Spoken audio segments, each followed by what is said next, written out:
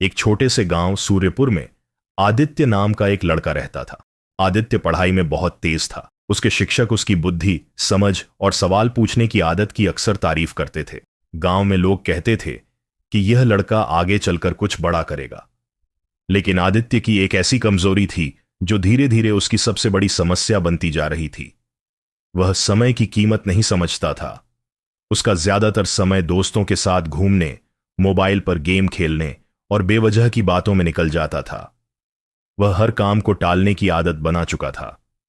उसके माता पिता कई बार उसे समझाते कि समय एक बार निकल गया तो वापस नहीं आता, लेकिन आदित्य हर बार यही कहता, अभी बहुत समय है, सब कुछ बाद में कर लूंगा, अभी तो मजे करने की उम्र है। दिन बीतते गए और एक दिन स्कूल में वार्षिक परीक्षा के परिणाम घोषित हुए। इस बार आदित्य के अंक उम्मीद से बहुत कम आए। जिन अध्यापकों को उस पर सबसे ज्यादा भरोसा था, वे भी निराश हो गए। कुछ दोस्त जो पहले उसकी तारीफ करते थे, अब उससे दूरी बनाने लगे।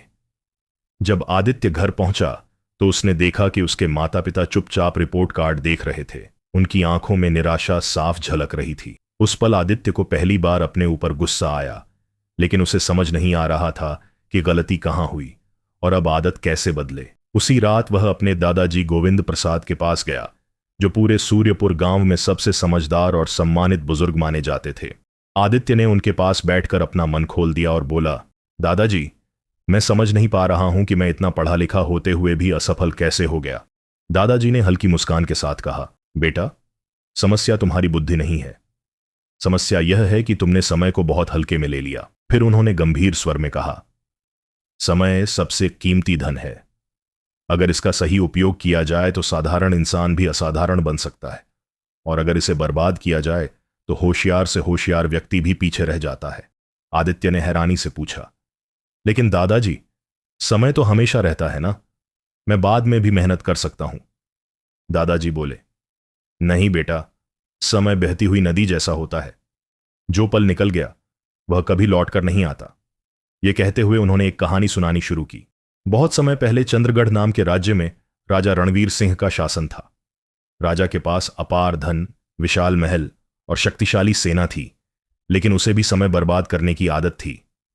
वह देर से जागता, दरबार को टाल देता और जरूरी कामों को हमेशा कल पर छोड़ देता। एक दिन एक साधु उसके दरबार में आया और बोला, राजन, आपके पास सब कुछ है, लेकिन आप अपनी सबसे कीमती पूंजी समय को नष्ट कर रहे हैं। यदि समय का सम्मान नहीं किया तो एक दिन आपको इसका मूल्य चुकाना पड़ेगा। राजा हंसते हुए बोला, मेरे पास बहुत समय है, जब चाहूंगा तब सब ठीक कर लूंगा। साधु ने चेतावनी दी, समय को हल्के में मत लो, यह सबसे बड़े राजाओं को भी घुटनों पर ला सकता है। राजा ने बात नहीं मानी। वर्षों बीत गए।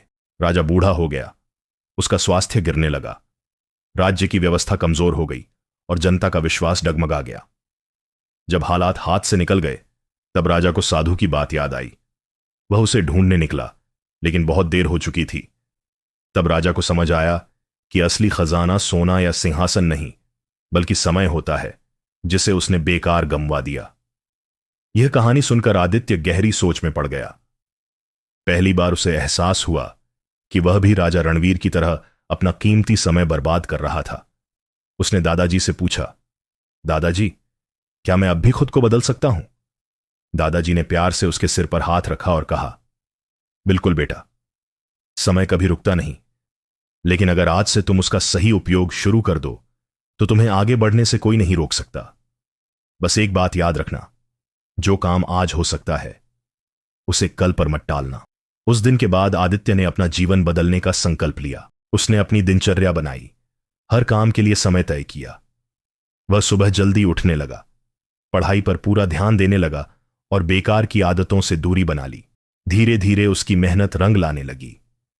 अगली परीक्षा में उसने कक्षा में पहला स्थान प्राप्त किया। आगे चलकर उसने अपना खुद का सफल व्यवसाय खड़ा किया और अपनी जीवन शैली से पूरे सूर्यपुर गांव के युवाओं के लिए प्रेरणा बन गया, क्योंकि उसने यह समझ लिया था कि जीवन में सबसे बड़ा धन समय है, और जो समय की कदर करता है वही सच में सफल होता है।